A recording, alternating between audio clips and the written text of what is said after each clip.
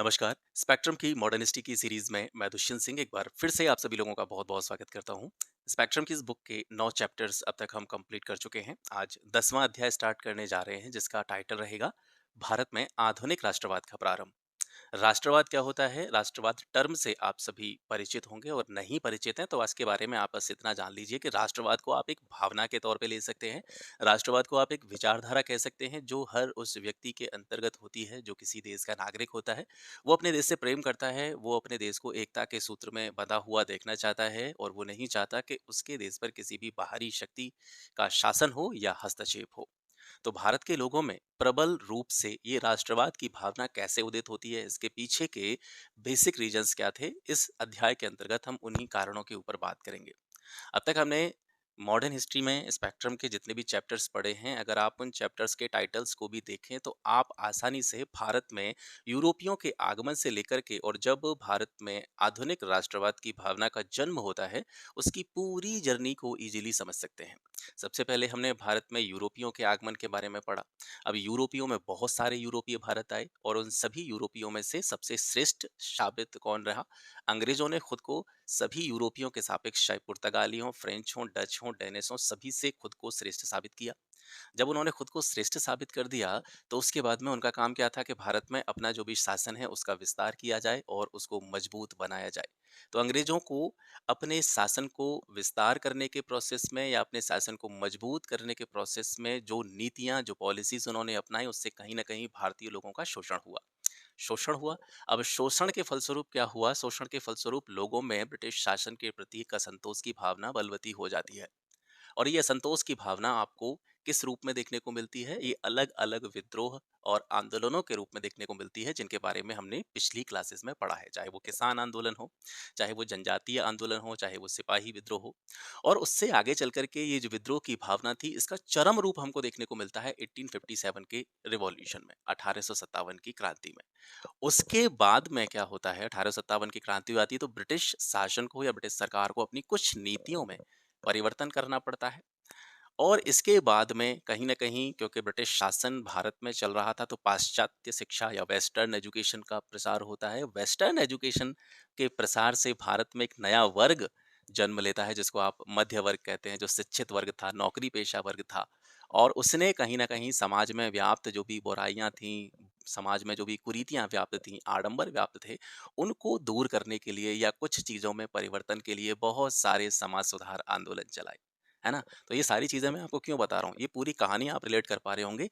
इन चीज़ों से लोगों में अवेयरनेस आने का काम हुआ। लोगों में एक जागरूकता आई और यही जागरूकता कहीं न कहीं उनके अंदर इस राष्ट्रवाद की भावना के रूप में हमको दिखाई देती है, जब हम इन चीज़ों के बारे में पढ़ते हैं। उनको ये आभास हो गया कि उनकी जीवन की जो दशा है उसका सुधार तभी हो सकता है जब उनका देश स्वतंत्र हो, किसी बाहरी शक्ति के अधीन उनके हितों की प्रतिपूर्ति नहीं हो सकती है। ठीक है? तो ये चीज़ मैंने आपको थोड़ा-सा इसलिए बताया ताकि आप उसको रिलेट कर पाएँ, किस तरीके से जो आधुनिक राष्ट्रवाद की भावना थी वो यहाँ से लोगों के मन में फैलना स्टार्ट हो जाती है। तो सबसे पहले इस अध्याय के अंतर्गत हम पढ़ेंगे आधुनिक राष्ट्रवाद के विकास के कारकों के बारे में, जिनको मैंने यहाँ पर एक फ्लो चार्ट के माध्यम से आपको समझाने का प्रयास किया है। भारतीय और उपनिवेशी हितों में विरोधाभास, ये पहला रीजन था भारत में आधुनिक राष्ट्रवाद के स्टार्ट होने का। दूसरा था कि देश का राजनीतिक, प्रशासनिक एवं आर्थिक एकीकरण। अंग्रेजी शासन का ये लाभ हुआ हमको कि देश का राजनीतिक रूप से, प्रशासनिक रूप से और आर्थिक रूप से एक एकीकरण हुआ, इंटीग्रेशन हुआ इसका, है ना? क्योंकि इन्होंने ये काम तो किया था अपने लाभों के लिए या अपने हितों की अभिवृद्धि के लिए, लेकिन इसका भारत को लाभ ये मिला कि भारत के लोगों के जो हित थे, सार्वजनिक हित थे, वे एक दूसरे के साथ में यहाँ पे कनेक्ट हो जाते हैं। इस पूरे प्रोसेस में डिटेल में आगे बात करेंगे। पाश्चात्य चिंतन या शिक्षा हो, प्रेस और साहित्य की भूमिका हो, जो भी समाचार पत्र प्रकाशित हुए, जो भी जर्नल प्रकाशित हुए, पत्रिकाएं प्रकाशित हुई, इन्होंने कहीं न कहीं लोगों को अवेयर करने का काम किया। ठीक है? क्योंकि इसमें खास करके जो भारतीय प्रेस के मालिक थे या भारतीय पत्र-पत्रिकाओं के संपादक थे, वे इन पत्रिकाओं में, इन समाचार पत्रों में ब्रिटिश सरकार की आलोचना करते थे। और उस आलोचना से कहीं न कहीं लोगों को एक अवेयरनेस आती थी, जागरूकता आती थी, है ना? और भारत के अतीत का पुनः अध्ययन करने का यहाँ पे मौका मिलता है। मौका कैसे मिलता है कि इस समय पर जब भारत में उपनिवेशी शासन गतिमान था, उस टाइम पर ईसाई मिशनरीज़ भी एक्टिव थे। अब ईसाई मिशनरीज़ एक्टिव थे तो वे ज़्यादा से ज़्यादा धर्मांतरण करना चाहते थे, ज़्यादा से ज़्यादा लोगों को ईसाई बनाना चाहते, तो भारतीय लोगों को ऐसा लगा कि कहीं न कहीं उनकी जो धर्म है या उनकी जो कल्चर है या उनकी जो समृद्ध सांस्कृतिक विरासत है, ये कहीं न कहीं ऐसा ना हो कि ये विलुप्त हो जाए। तो इस वजह से जो भारत का बुद्धिजीवी वर्ग था या मध्य वर्ग था या शिक्षित वर्ग था, उसने लोगों को अपने धर्म ग्रंथों के बारे में, लोगों को अपना जो भी प्राचीन साहित्य लिखा गया था उसके बारे में, हमारे धर्म की जो समृद्ध सांस्कृतिक विरासत रही है, उसके बारे में लोगों को जानकारी दी, उसके बारे में लोगों को अवगत कराया। तो कहीं न कहीं इससे भारत के अतीत का पुनः अध्ययन हुआ और भारत के लोगों की ये जो मानसिकता थी कि हम हमेशा से गुलाम रहे हैं, हम हमेशा से ऐसे ही पिछड़े रहे हैं, दरिद्र रहे हैं, दीनहीन रहे हैं, तो ये जो कॉन्सेप्ट उनके मस्तिष्क में बन गया था, इसको कहीं न कहीं अलग करने में मदद मिली, है ना? सामाजिक धार्मिक सुधार, इससे अवेयरनेस आई, मध्यवर्गीय बुद्धिजीवियों का उत्थान हुआ। इसके अलावा कुछ समकालीन विश्व में कुछ घटनाएँ हुईं। यूरोप या यूरोपियों में कहीं न कहीं जैसे कुछ युद्ध हुए या ब्रिटेन को कई जगहों पर क्षति या नुकसान उठाना पड़ा। तो इससे क्या हुआ कि भारतीय लोगों में ये भावना प्रबल हुई कि यूरोपीय जो हैं वो अजेय नहीं है। ऐसा नहीं है कि इन पर जीत प्राप्त नहीं की जा सकती है या इनके अंतर्गत हमको ऐसे ही दबे-कुचले रूप में रहना पड़ेगा। तो कहीं न कहीं एक जो कह सकते हैं ना मोटिवेशन, विश्वव्यापी घटनाओं से भारतीय लोगों को मोटिवेशन मिला और वो सोचने लगे कि अब हमें भी अपने देश से ब्रिटिश शासन को उखाड़ करके फेंक देना चाहिए। तो ये जो है समकालीन घटनाओं का विश्वव्यापी प्रभाव रहा और विदेशी शासकों का जातीय अहंकार और प्रतिक्रियावादी नीतियाँ। ये जो है प्रमुख रीजन्स रहे जिनकी वजह से भारत में आधुनिक राष्ट्रवाद की भावना का जन्म हुआ। अब विस्तार से एक-एक करके सभी टॉपिक्स पे बात करते हैं। तो सबसे पहले देखते हैं भारत में उपनिवेशी हितों में विरोधाभास।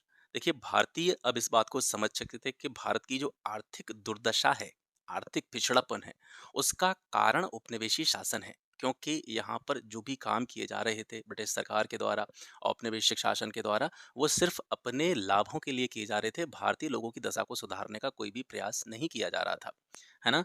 और इसी समय पर कुछ बुद्धिजीवियों के द्वारा धन के बहिर्गमन का सिद्धांत भी प्रतिपादित किया गया। जैसे आप दादा भाई नौरोजी के बारे में पढ़ते हैं, उन्होंने एक बुक पब्लिश करी थी poverty and un British rule in India. उसमें उन्होंने समझाया था कि किस तरीके से धीरे धीरे औपनिवेशिक शासन जो है भारत से धन को ब्रिटेन पहुंचा रहा है, इंग्लैंड पहुंचा रहा है और भारतीय जो आर्थिक पृष्ठभूमि है उसको धीरे धीरे खोखला करता चला जा रहा है। देश का राजनीतिक, प्रशासनिक और आर्थिक एकीकरण ये भी आधुनिक राष्ट्रवाद के उदय में महत्वपूर्ण कारक साबित हुआ। अंग्रेजों द्वारा देश में मौर्यों और मुगलों से भी बड़े साम्राज्य की स्थापना की गई थी।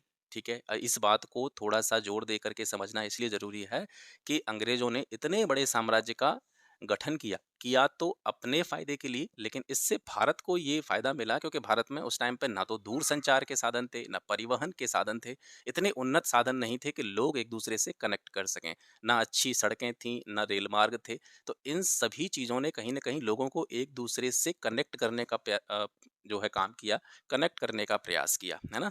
तो आर्थिक हो, चाहे प्रशासनिक हो, चाहे राजनीतिक हो, अब इनसे लाभ तो ब्रिटेन को हुए, लेकिन इसका एक लाभ भारत को ये हो गया कि भारत के लोग इंटीग्रेट हुए, एक दूसरे से जुड़ने लगे। दक्ष कार्यपालिका हो, संगठित न्यायपालिका हो, संहिताबद्ध फौजदारी और दीवानी कानून हो, ठीक है? ये सारे कहीं न कहीं इस एकीकरण के मददगार साबित रहे। परिवहन के तीव्र साधनों का विकास हुआ, संचार के साधनों का विकास हुआ, इससे कहीं न कहीं देश को समेकित करने का प्रयास किया।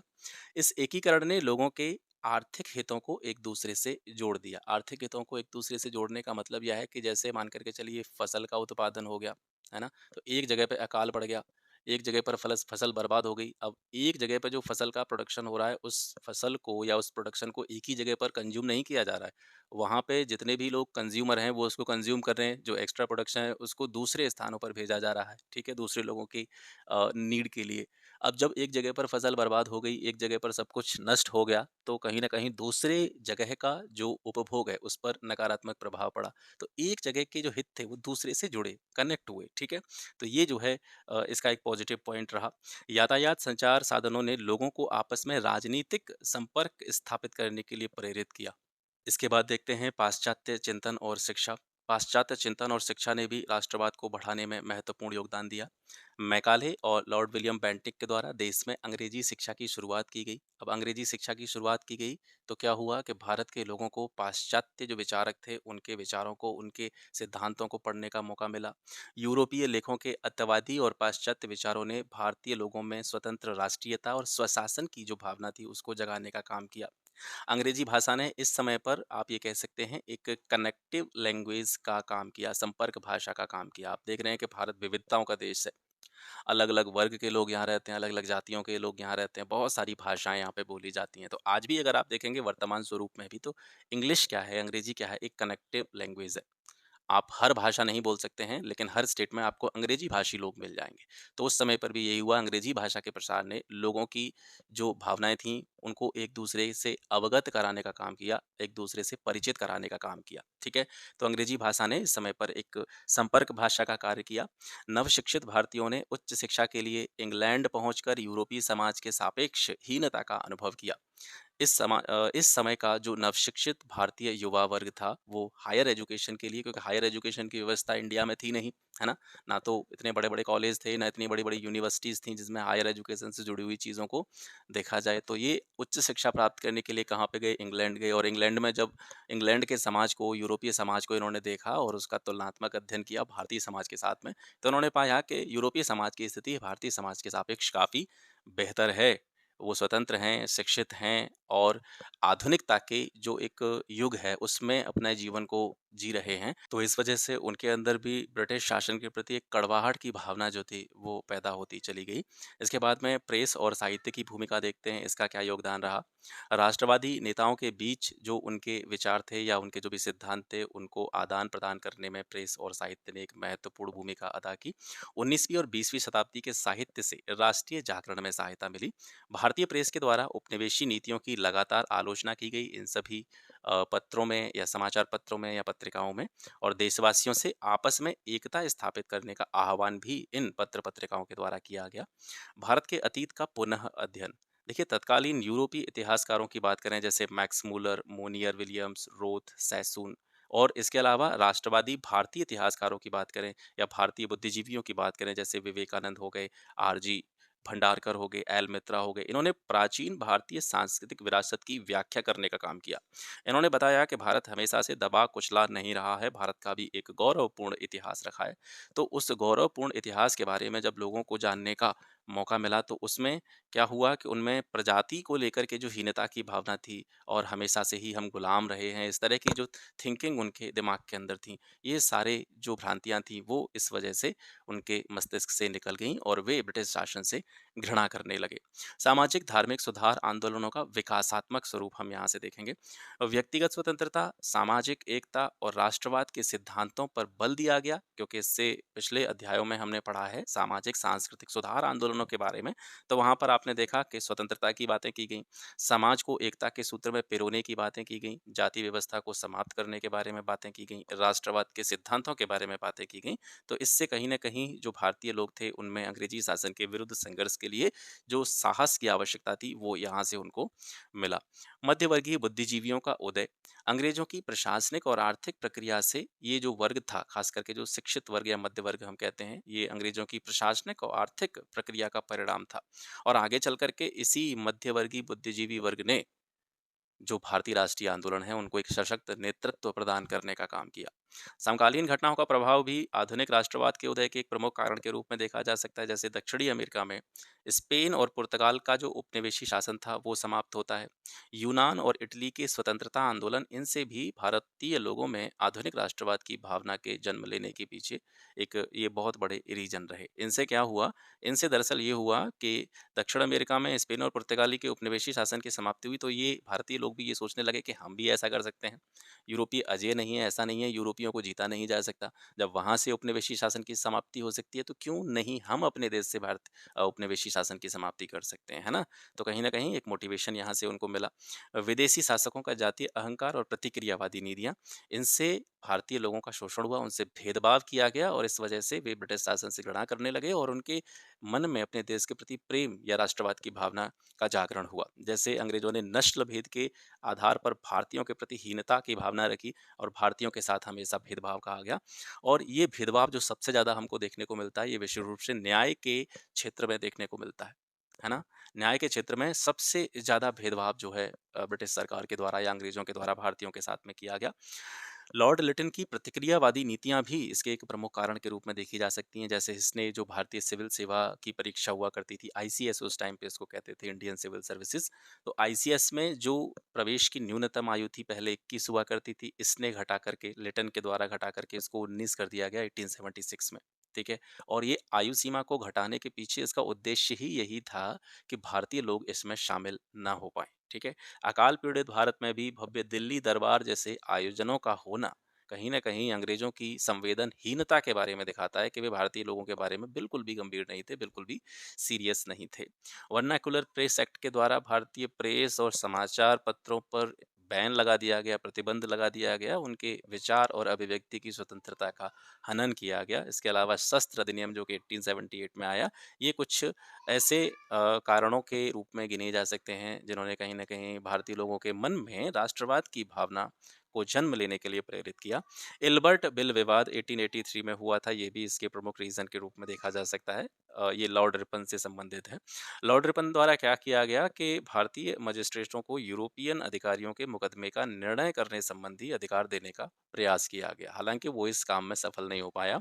यानी रिपन ये चाहता था कि वैसे जनरली यही होता था कि यूरोपीय अधिकारी ही सभी मुकदमों की सुनवाई करते थे, चाहे वो यूरोपीय लोगों के मुकदमे की सुनवाई की बात हो या भारतीय लोगों के मुकदमे की सुनवाई की बात हो, और मनचाहा निर्णय देते थे। क्योंकि इससे पहले हमने पढ़ा है कि न्याय में असमानता, ये भेदभाव का सबसे एक बुरा रूप हमको देखने को मिलता है। तो वे क्या करते थे कि जैसे समान क्राइम है, बिल्कुल अ, एक तरह का अपराध अगर दोनों लोगों ने किया है, एक यूरोपीय है, एक भारतीय है, तो भारतीयों को अपेक्षाकृत ज़्यादा सज़ा मिलती थी, है ना? तो भेदभाव यहाँ पर हमको देखने को मिलता है। तो लॉर्ड रिपन ने क्या किया था कि भारतीय मजिस्ट्रेटों को यूरोपियन अधिकारियों के मुकदमे का निर्णय संबंधी अधिकार देने का प्रयास किया। और जब उसने ये प्रयास किया तो इसके विरोध में भारत में भी अंग्रेजों ने इसका विरोध किया, और इसके साथ-साथ इंग्लैंड में भी इसके विरोध में आंदोलन किए गए। तो इससे कहीं न कहीं ये भावना निकल कर के सामने आती है कि अंग्रेज नहीं चाहते थे कि भारतीयों के हाथ में किसी भी तरह के कोई भी अधिकार दिए जाएँ, है ना? तो ये विदेशी जातीय शासकों के अहंकार और उनकी सॉरी, प्रतिक्रियावादी नीतियों के तौर पे देखा जा सकता है। इसके बाद में हम बात करेंगे कांग्रेस के गठन से पहले जो राजनीतिक संस्थाएं स्थापित हुई थी। तो वो विशेष रूप से बंगाल में, मद्रास में और बॉम्बे में जो प्रमुख ऑर्गेनाइजेशन थे, जो प्रमुख संस्था थे, उनके बारे में हम देखते हैं यहाँ से। बंगाल में राजनीतिक संस्थाओं के बारे में बात करेंगे। बंगाल में राजनीतिक आंदोलनों के सबसे पहले प्रवर्तक राजा राममोहन राय को माना जाता है। इनके बारे में हमने पूर्व की क्लासेस में डिस्कस किया है। 1836 में राजा राममोहन राय और उनके जो अन्य सहयोगी थे, उनके द्वारा बंग भाषा प्रकाशक सभा की स्थापना की जाती है। जुलाई 1838 में जमींदारी एसोसिएशन, जिसको आप लैंड होल्डर्स सोसाइटी के नाम से भी जानते हैं, इसकी स्थापना होती है, और इस लैंड होल्डर्स सोसाइटी को आधुनिक भारत की हम पहली राजनीतिक सभा या संगठन के तौर पर देख सकते हैं। इसके बाद में 1843 में बंगाल ब्रिटिश इंडिया सोसाइटी की स्थापना होती है, और इस सोसाइटी ने राष्ट्रवाद की भावना को जगाने का काम किया। इसके साथ-साथ जो राजनीतिक शिक्षा थी, उसको प्रमोट करने का काम किया। 1851 में क्या हुआ? जमींदारी एसोसिएशन यानी लैंड होल्डर सोसाइटी, जिसके बारे में अभी हमने पढ़ा। जमींदारी एसोसिएशन और ये जो बंगाल ब्रिटिश इंडिया सोसाइटी है, ये दोनों आपस में मिल जाते हैं, और इन दोनों के विलय के बाद में 1866 में एक नया संगठन सामने आता है, ब्रिटिश इंडियन एसोसिएशन। ठीक है, इंपॉर्टेंट है, ब्रिटिश इंडियन एसोसिएशन किन किन संस्थाओं के विलय के बाद में बना था?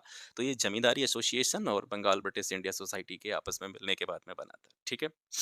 1866 में दादा भाई नौरोजी ने ईस्ट इंडिया एसोसिएशन की स्थापना की थी, और इसका उद्देश्य था जो भारतीय मांगे हैं, भारतीय लोग जिन चीज़ों की मांग कर रहे हैं, उनके जो भी मुद्दे हैं और उनकी जो भी प्रॉब्लम्स हैं, समस्याएं हैं, उनसे ब्रिटेन को अवगत कराना। इस उद्देश्य से ईस्ट इंडिया एसोसिएशन की स्थापना की गई थी। ठीक है।